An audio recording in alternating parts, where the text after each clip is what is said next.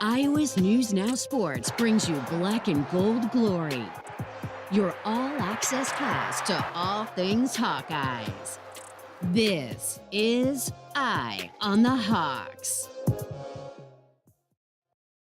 Yeah, I mean, nothing looked good tonight. I mean, really. We'll go back to the board tomorrow and just push forward.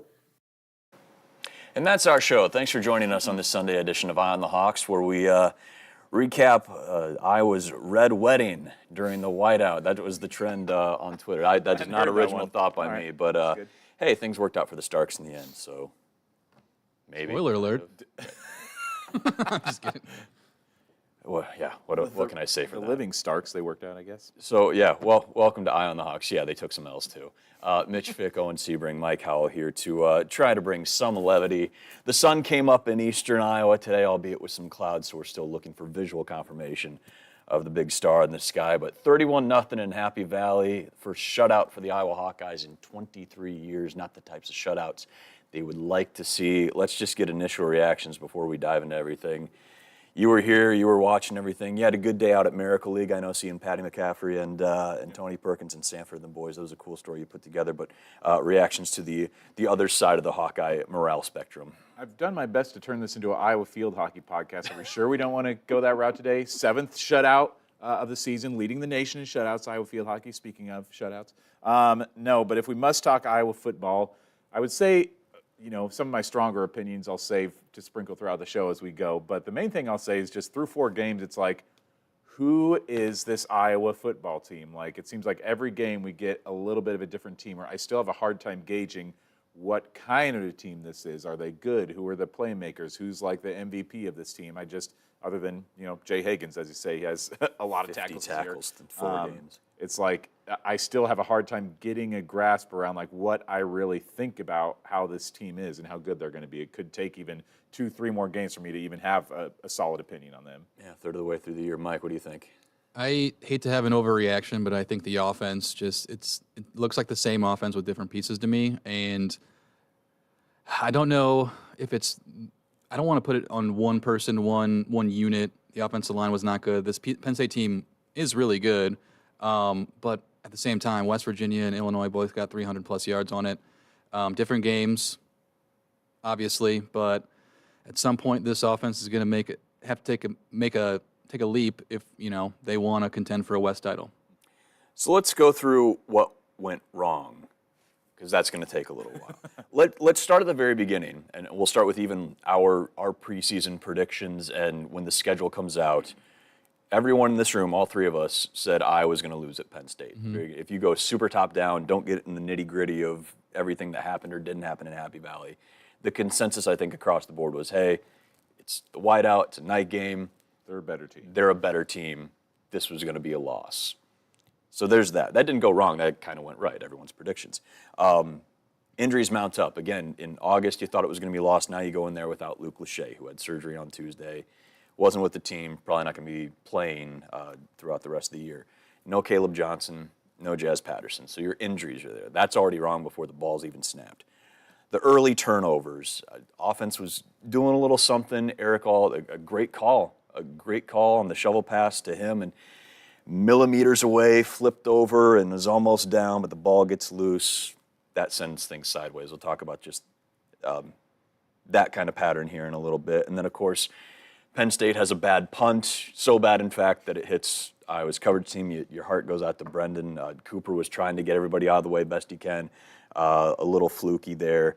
And then you're going up against the Penn State defense that once it has a 10-0 lead and a 17-0 lead midway through the third, pin your ears back and just go all out and make life miserable. Like you said, the offensive line tackles gave up some covers. There was one Connor just had a dude run past him. So basically everything that could go wrong did go wrong before and during the game.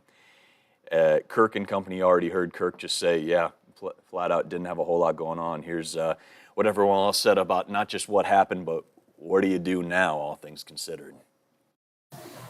So, needless to say, disappointing game, disappointing outcome for us. And, we really never got in a position to put any stress on our opponent. So credit goes to them. They got a really good football team. And played pretty much flawless tonight. I don't want to say we helped them along, but certainly turnovers didn't help and some penalties didn't help. But outside of that, really not a lot to say. You know, it's a tough loss for us. We'll move forward, and the biggest thing right now is, you know, we'll go back to work tomorrow, see what we can learn from this. And that's all about pushing forward. A lot of football left right now, and that's going to be the key thing as we move on here. No, definitely. We try to maintain the standard at all times, and sometimes our best sometimes isn't enough. And I feel like tonight was a situation where I could have did a better job putting our defense in a better situation to win. So. I mean, hats off to the way my guys competed. It's just really just up to me to get this defense going. I see this as a learning experience for our team. I can promise you that this is not a reflection of our team. We will be better because of this, and our offense will be better because of this too. You know, tonight was a tough night from a defensive standpoint that we were facing, and also there's some elements too, but it will get better. I can promise you that. So the question now is, will it though? Thoughts? Well, this would go back to one of the main points that I think I've taken from this team, at least. You know, I try hard. Mitch tries to keep us grounded and not to overreact because of one game, but it's hard not to at least look at the season as a whole and make an assumption like this. But I don't see, there's not much glimmer of hope for me that the offense will look tremendously different moving forward, or that we're going to see, okay, all of a sudden this team's going to explode. They have the benefit of playing in one of the worst divisions in Power 5 football in the Big Ten West. I mean, I was thinking about it, I'm like, I don't know if we'll have a Big Ten West team ranked in the top 25 at the end of the season, frankly. But you know, maybe Wisconsin will sneak in there, but outside of that, it's like, who's going to be a top 25 team really? So they have the benefit of playing a very easy schedule down the stretch, so they could put up a little bit better numbers, at least stack some wins. But like, what hope do we have that like all of a sudden something is going to click? Maybe something will. Maybe they've got something tucked up their sleeve that something will look tremendously different. But as of right now, yeah, they're going to win some games, but there's not much that's going to be terribly exciting about this team. Silver lining is, like you said, we're going to play some weaker teams. Michigan State, who we play next week, is not very good. Already a 6.5-point favorite there. Yeah, already a 6.5-point favorite. That's kind of wild coming up after this game. So I think they'll be able to move the ball on them. The schedule, I don't think we'll play a defense like Penn State unless the Hawkeyes do make the Big Ten title game, which is a big if. I was talking to Mitch earlier. I think the Wisconsin, Rutgers now, Illinois, and Nebraska games will all be toss-ups. I think they got decent defenses. At least some of them do. Northwestern's better than maybe at least I thought they were going to be. Yeah, I mean, they shocked and came back from 21 last night against Minnesota, which is a shocking result, in my opinion. So I think, yeah, that's what the silver lining is. You got weaker teams coming up, but I don't think the offense is going to be that different. Here's my biggest thing that I think would concern me. If I'm a diehard Iowa fan, here's where I would get worried because, again, realistically, they're going to be all right this season. They'll make a bowl game. They'll win some more games. You know, the season will come to an end and it'll be fine. But looking at the future of where this team goes and the future of college football, the future of the Big Ten Conference, I would be tremendously worried about where Iowa is headed because if this is the caliber of a team that they're going to be and the caliber of offense that they can put on the field, try to convince me that this team can compete with Washington, looking at what they have been doing this year, with Oregon, what they've been doing this year, with USC, what they've been doing this year. This conference is getting a lot better with a lot better competition, and I don't know what kind of divisions they're going to split the Big Ten into moving forward, but they're going to be playing a lot better teams in the future of the Big Ten Conference. And so even though you're going to be all right this year, if you want to keep up with the future of what college football is going to be and what the Big Ten is going to be, you're going to have to make some big changes in what you do philosophically as a team. I mean, they're barely scraping by with keeping up with the president of college football, thanks almost entirely to Phil Parker, giving them a defense that can score them a bunch of points and can keep them on the field. But when you look at the future of what the Big Ten is going to become with the teams that are coming in and the amount of talent that's going to be in this conference, there's going to be you cannot just stay with where you're at and keep doing things the same way. You have to make some changes to be better. Kirk? Schematically, do you see any issues with what you're doing offensively, or is it just a matter of continuing to do the same thing? We're not going to, create a new playbook. Is that what you're suggesting?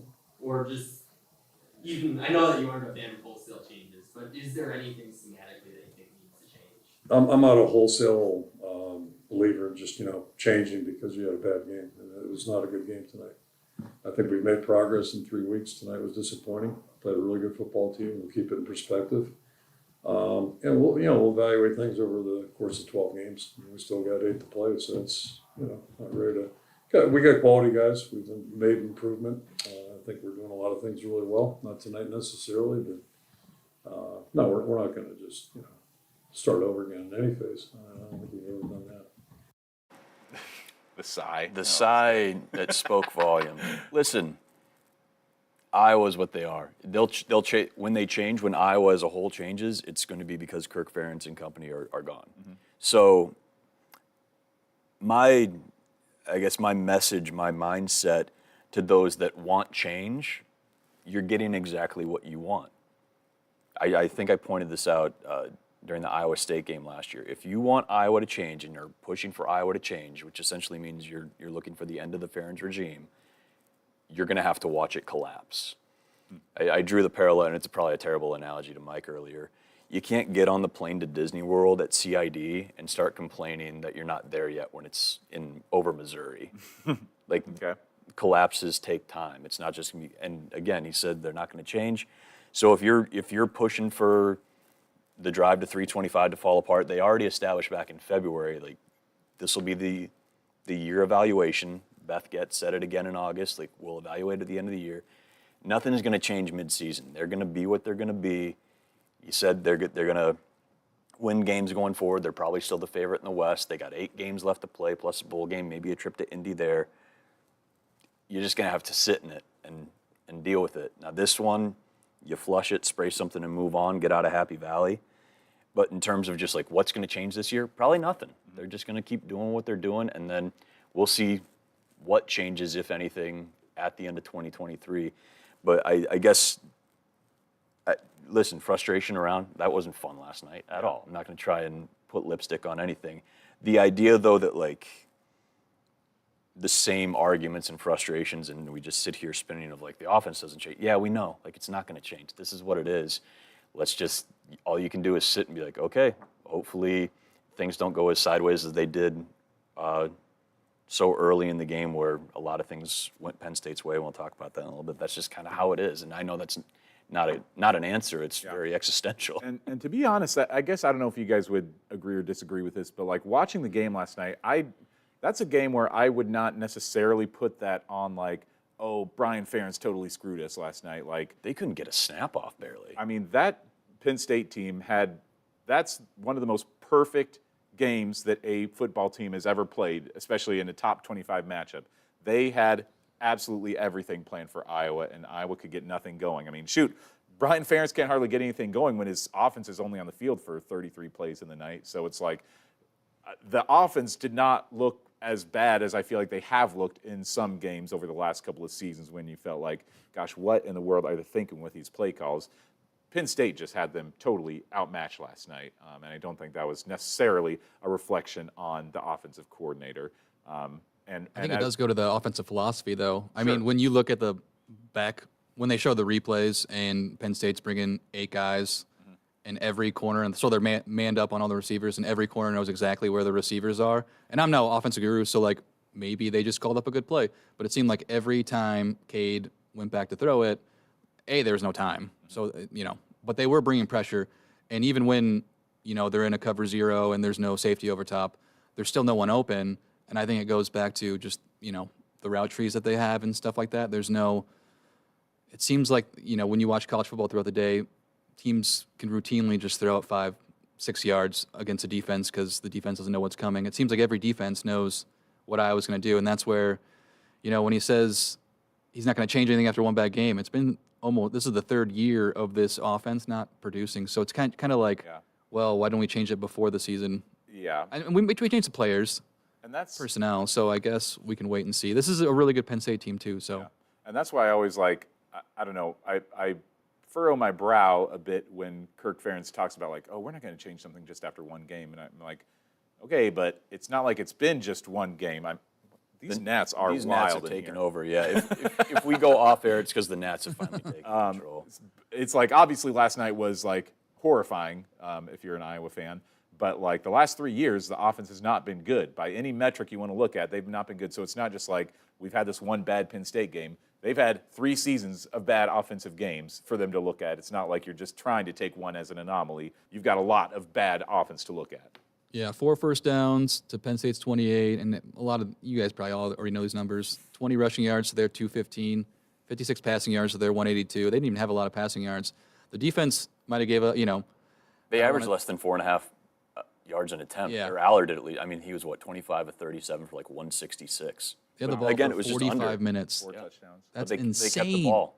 They kept the ball. They Yeah. converted third downs, and that kind of takes us into the. Oh, go ahead. I was just going to say one thing that James Franklin even pointed it out himself, where he said something either in the pregame or halftime report about like if he basically told us that Iowa is one-dimensional and that they knew what they had coming. That he's like, if we stop on first down, that's all the hope that they have. I mean, looking at this, Iowa has the 9th worst third down conversion percentage in the nation. Dead last in the Big Ten. Second to dead last among Power 5 teams. Virginia Tech is a little bit below them. Like, yeah, to James Franklin's point, like this team, if they don't convert on first, second down, they're toast. And even with all these bad stats, it's hard to forget that it was 10-0 at half. And if Iowa recovers that muffed punt, it's a one-score game. And that's kind of what Iowa kind of hopes in these games is make it muddy, not because it's raining, but muddy the game up. Literally and figuratively. Yeah. Yeah. And when things don't happen the way, like if Iowa doesn't get the turnover margin, which I don't think they have in any game except maybe Iowa State had a pick. I'm not sure. Iowa State was even, was it not? I think it was even, yeah. 1-1. Yeah, it just when that doesn't happen for the Hawks, they're going to get behind, and the defense cannot bail the offense out every single time. And in the second half, they just blew it off the top. They couldn't do And anything. that was because I think they had 49 snaps on defense already. Their season high was 75 against Iowa State. And they had 97 snaps total in this game. So to that point, to me at least, and we really saw it in Columbus last year, 60 snaps for this defense kind of seems to be the point of attrition where once they're out there past that, then you're going to start. That's when Utah State got their touchdown. That's when Iowa State got their touchdown. Of course, Western scored early. But that's when Phil's defense, with the intensity it is, the scheme that it is, to me at least, and again, I'm not a guru by any stretch of the imagination, 60 plus seems to be where, okay, that's where we're going to start falling off. You saw it right away in the second half. Those awesome wrap tackles that Castro made and Craig made, and I think Herkett had one, and Jay and Nick, of course, had fantastic games where they're wrapping up legs and holding them. All of a sudden, that starts falling off, and then you go from, I mean, I wrote it in notes too. The minute they hit 17-0, like anything that happens after this, and it is callous, maybe that's not the right word. This sounds, nothing else after that really mattered because the game was kind of in hand. Would you have felt better if Cade and their offense came out and like marched down and scored? Then it's a little bit better. A little bit, but you're right. Again, like it wouldn't have made a difference. this idea that like if Deacon and the offense go down and make it 31-7 and it's not a shutout and they have a few extra like garbage yards, not to take anything away from the second team offense, but like that's how it would be viewed. Like, would you feel better, or like I said, kind of the narrative ends at 17-0. Like, all right, there it is. Let's get out. Yeah. I guess that was Would have been nice to get Drew Stevens a field goal in the rain, I guess, just for reps. Yeah, Yeah. But again, it wouldn't that's change what the it outcome. became then, was just reps the rest of the Just way. the optics are a little bit better, just like for the sake of yardage totals or for the sake of like, again, Your preserving tweet. that streak of no shutouts. Yeah, I was going to say, your tweet that it's been 23 years since a shutout. Yeah. Yeah. But again, like, do you think optics are for us and for like the rah-rahs? Not, I mean, they don't care. Like, does Kirk care that they got shut out for the first time since Illinois in 2000? Maybe a little, maybe pride-wise, but in terms of like restarting a streak, I don't know if the care. Yeah, I probably And agree I'm with probably you. not phrasing it right, but you know what I mean. Like they said they're going to watch film today and then flush it and move on, which is probably for those. I don't know how you guys feel about tough times if you let it stew a little bit and sit there, and you just like that sucked. Let's go.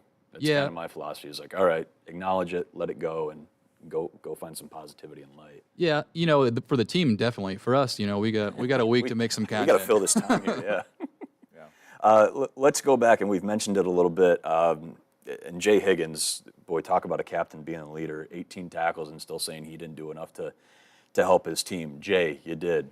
Hats off, man. But yeah, a lot of third down conversions for Penn State again. Average less than 4 yards a carry, and their biggest play of the day was 19 yards. Yeah. Like they weren't explosive. They were just efficient, and that can be exhausting for an offense or a defense that's trying to get off the field and just can't.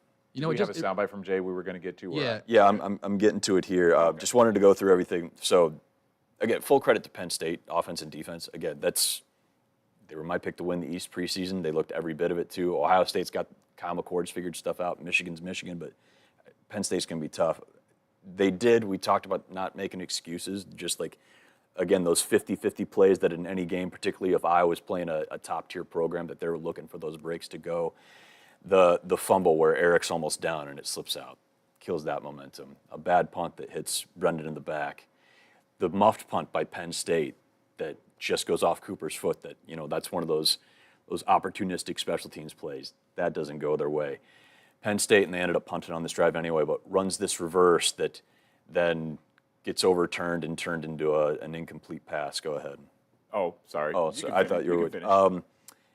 the fourth down that the spot's really good, and Nick Jackson had to leave the field because his hat came off on third down, and there's no review. Again, all these things that are just like those little minute details that start building that momentum. That all goes, and then all of a sudden your defense has been on the field for 97 snaps, and we'll get to Jay here in a bit, but you have something to say. Well, yeah, I guess you kind of touched on that there too a little bit, that like there are not a lot of times where like I'm going to point to officiating, and even last night, the loss was not because of officiating, but like in the first half, even the announcers of the game, of the CBS broadcast, were like mystified by some of the officiating calls that were made. Even when they did some reviews and they were like, how did they... Lateral especially, yeah. Lateral, like, really had... Even the review experts were confused about that. There was a sack where Cade, clearly the defender had...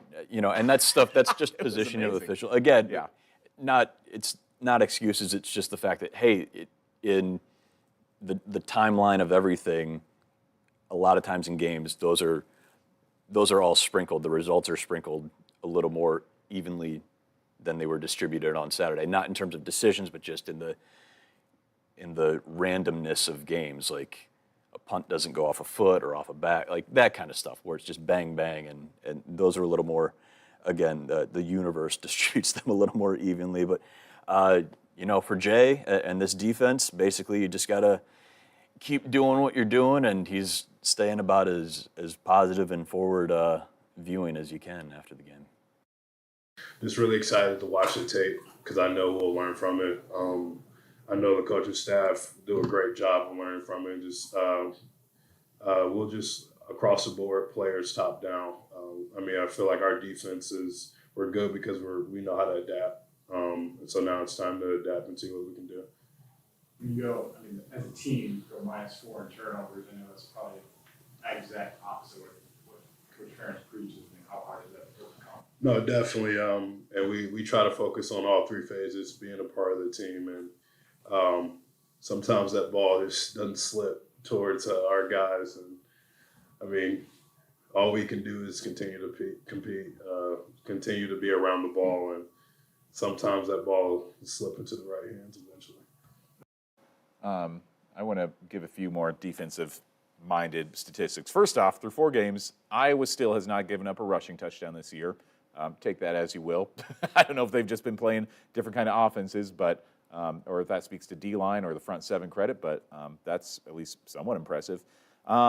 This Iowa defense that deserves to be heralded, right now, Iowa as a whole, as a team nationally, are in the bottom 15 in turnover margin this year. They're at -4 right now, turnover margin. Obviously, they came last night certainly did not help those numbers. Arizona State, worst in the country, -10 turnover margin. That's pretty rough. But Penn State, first in the country in turnover margin. They have taken the ball away 11 times. They have not committed a turnover this entire season. Only FBS team, at least, not to. Oregon was to not have a turnover. Sure, FBS, yes. Bo threw a pick yesterday. That was Yep. his first turnover. And again, that's kind of a parallel. Do you think Colorado is as bad as they looked against Oregon yesterday? Absolutely not. Is Iowa as bad as they looked last night against Penn State? Probably not. We hope not. A lot of things went really wrong, really quick. And again, I pointed it out. Michigan 2021, Ohio State 2022, this game, when Iowa's playing teams that have elite level talent, they've got that formula that things really need to go a certain way early, that if they don't, the attrition and the erosion can set in second half, and you get 42-3 and 56-10 and 31-0. I watched the 2021 Big Ten title game with a couple former Hawkeyes, and as soon as that fake field goal didn't go the way it was supposed to and Iowa doesn't score, they're like, well, they're off script, and this, they're not immediately predicting a 39-point loss, but they're like, that's got to hit to stay where they want, and now, this offense is not in a great spot. Yeah. Speaking of Michigan, I just had a random thought that this game reminded me a lot of Michigan at home last year, where you can tell there's a talent gap. Michigan, I think, was only up 10-0 or 14-0 at half. Yeah. And you thought, if this offense could just score one touchdown, they'd be back in it. But then, Michigan kind of closed the door. It wasn't like the 31-0. I think it was 27-14, and there was a late I think, was it Yeah. Lachey? Let me look it up. Yeah, Lachey had a touchdown with 8 seconds left. So it ended up being a closer score, but at no point, because I was at the game with one of my friends, did I think that Iowa actually legitimately had a chance, in the second half. And and I would say Michigan plays not exactly similar to Iowa on offense by any means, but Jim kind of thinks the same way of ball control, work it. We're not trying to do anything crazy. Obviously, there's other examples of that where they just run slip shot on everybody else. But yeah, that's a 27-14 game that felt maybe not as dominant as 31-0, but certainly that was Michigan's game from the jump. Yeah. The biggest point I make about the turnover margin especially is that it kind of goes back to my idea that, again, a lot of things have to change with the University of Iowa football team possibly because, the last couple of years, they've been able to rely on that defense to just, get them takeaways. The last 2 years, they had a elite, one of the best all-time defenses in their school history the last couple of seasons where, they could just totally depend on them to get some takeaways every game. This year's defense is, again, I think, outstanding. I mean, they're a great defense this year, but maybe not to that caliber where they're going to be, guaranteed to get a few takeaways each game. And so, that, you can't rely on that defense anymore to hopefully get you some points that are going to keep you in a ball game at some point. This defense is very good, but as a whole, you're not going to be able to totally lean on them to win you games anymore. The one thing I think this defense is missing, and correct me if you guys think I'm wrong on this, is an elite level pass rusher where Lucas Van Ness last year could do that. We were very deep at D-line, but I don't see, and again, Penn State threw the ball. When they were throwing the ball, they were getting out of there quick, just like every other team against Iowa. I don't know if that's a script that every team's going to follow, but the pressure's not there. Still a very good defensive line, but that elite level pass rusher with an AJ or a Van Ness, I don't see one there. Deontay and Joe were disruptive, though. I mean, Joe just, again, his numbers might not pop out, and I don't think Deontay it didn't have crazy tackles. Certainly not 18 tackles like linebackers did. But yeah, just eyeball test. They were getting pressure, but kudos to Drew Aller. Again, there were a couple plays early where you're like, okay, maybe he's going to keep a ball high and against the zone, maybe they can jump on that. He, again, only threw for 166 yards on 37 attempts, but kept things under the zone, had a couple audibles where it was just a short curl in front of a DB and just took what was given, made a great throw on that fourth down for that first touchdown. That's a fantastic throw where X is, again, a fingertip away from knocking it away. And again, it's truly a game of not just inches, but millimeters. He didn't give Iowa's offense or Iowa's defense an opportunity to get picks. He was throwing it away on any of those where he would roll out and he wasn't trying to make a play throwing into it because I think he knows darn well you don't try to fit something in between those zones because there's 4 guys back there that are going to make plays. So I think the lack of turnovers. Iowa only has 2 interceptions. Again, we've talked about the lack of sacks is, they're going against offenses that are getting rid of the ball quick. They've done everything they can, where the numbers aren't going to be eye-popping. But, yeah, they've been holding. Saturday's just an example of when you're out there in 97 plays, that attrition's going to set in super, super quick, and things get real muddy in a way that you're not trying to make them muddy. Yeah, field position battle was just so tough yesterday. It seems like every time I looked up, Iowa's defense was backed up on their own 40 or something. I mean, just couldn't. Yeah, like I didn't think the defense looked that bad yesterday. Just like could not get in a place where they could be set up for success. Third down conversions pile up. Sam Laporte is trending on Twitter, having another nice day for the Lions. So there's that glass is half full. Do we need to have final thoughts, or have we kind of established how we feel about everything? Let's go look at the garbage fire that is my life picking college football games against the spread. Let's just take a look at how we did across the Big Ten West. Mike already mentioned it. A shocker in Evanston. Minnesota. It was a good nightcap on a bad night. It was a heck of a game. We had a dual. Me and my buddy Patrick had a dual screen. We were watching that, and Indiana Akron, and we were like, "Oh, sickos." So Wisconsin took care of business in West Lafayette. Illinois not able to blow out Florida Atlantic. Nebraska winning handily against Louisiana Tech, but Owen had faith in the Bayou boys. They were able to cover that 20-point spread again. Northwest, I had a feeling Northwestern was going to have some grit to him, and Ben Bryant's a really good quarterback, and he's playing beat up too. And you don't just walk into Ryan Field, okay? Some teams do. But boy, that's a tough loss for Minnesota. Yeah, 31-10 going into the fourth and losing an overtime. They could have been 2-0 in the Big Ten West too. Wow, that was a game to take control. But so there we are. I am 10-15 through 4 weeks. Owen's 13-12, and Mike leading the way at 14-11. Let's go. So if you just wanted to establish our credibility, particularly mine, I know what I'm talking about, folks. I mean, just look at that. Have you lost faith in Minnesota yet? I know you're a big. Man, it's Minnesota tough. player. I mean, that offense still puts up points, but it's tough. And I haven't watched all that game yet, but it's If we're gonna overreact on these scores, you gotta be concerned about Illinois and Nebraska, like not being able to cover those spreads against teams that just lost starting quarterbacks to injuries. And it looks like Wisconsin. Florida Atlantic's was Casey Thompson from Nebraska. Yeah. And it looks like Wisconsin and Iowa. It's both of their titles to lose. Yeah. Purdue. I've been seeing some Big Ten rankings, like power rankings from like analysts, and they have Purdue dead last and 14th, which is. And it's tough because Purdue. Tyrone Indiana, Tracy's having a nice year for him. I mean, it's same as Iowa. Like there's sparks there. Hudson Card's a good quarterback. It's just. It's tough, man. As we do have, I think, we can fill a little bit more time here with the podcast since there's not many positives to go back to this week. There was an article this week. I know Mitch and I had this conversation maybe a couple months ago. Maybe Mike has had the conversation with Mitch as well. But we talked about what the future of college football looks like in terms of like the shifting conferences and how things are going to turn out eventually. And I know that we both had the idea that eventually it's going to be a kind of a relegation type of system, possibly with college football, similar to what they have in the soccer world. And ESPN even did an article this week about Oregon State's coach, kind of talked about that he thinks that maybe is a direction that college football could be headed. Do you guys think that is taking shape a little bit more, or would you like to see college football turn to that format eventually, where conferences kind of go away, I guess, and we turn to a little bit more relegation system where there's whatever you want to say, like 50 and 1, 50 and 3 tiers of 50 teams or something like that. I don't think that ever happens in any American sport, just because. Really, that's my thought. Is that's not here. Only because there's guaranteed money for a lot of these schools, and they're gonna protect it by staying in these conferences. And it might be 2 conferences, like or 3, and just who would have guessed Oregon and Washington would be in. I almost said Washington with an R. Would be in the Big Ten. Pronunciation.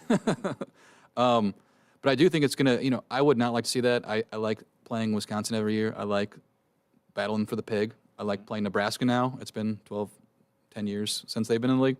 I always get up for Michigan, Penn State, and Ohio State too. Just classic Big Ten games, and we're going to see less of them, which kind of bums me out. Yeah. I mean, even with I guess I don't know. It's like you could still kind of try to keep protected games on there, like an Iowa State rivalry, but maybe you guys know soccer better than me, so I don't really know truly how the full system of relegation works if you have to play all teams within your, like, It's easier in bracket structure soccer, or yeah, whatever. because there's 20 teams in a league, and now we're getting way off topic. Yeah. And they play everyone twice, home and away. So then after like a full season, your record speaks for itself. But a team in one division won't play a team in, like, the third division. Not or in the whatever. league play. They do in other There's tournaments competitions. Yeah, throughout the year. That's the other. I mean, that's the big difference between. I think we have a good chance. Going back to the Iowa State comment, at losing that game soon, and I don't want to see that game either. Yeah. If the Big 12 and the Big 10 with 16 teams go to like 10-game conferences, and now we're turning this into a conference alignment podcast. Yeah. Boy, Rocco's the guy in Ames.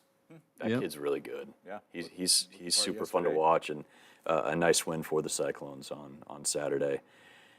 And that's exactly what I was going to be looking for on Saturday, this upcoming Saturday against Michigan State. Flush, spray, move on. That's I suppose the mentality you have to take, and we'll check back in with you on Wednesday. We'll get to talk to the Hawks ahead of their meeting up with the Spartans. Again, a program that's got all sorts of stuff going on off the field, and Iowa's favored, so we'll see if the ship gets righted against MSU as they make the trip in from East Lansing. And we'll check back in with you on Wednesday. Thanks for joining us for an edition of Eye on the Hawks that could have been somber. Hopefully we kept a little bit light. A lot of football still to play, folks. So for Mike and Owen, I'm Mitch. Keep your chin up. The sun still rose. We'll see you Wednesday on Eye on the Hawks.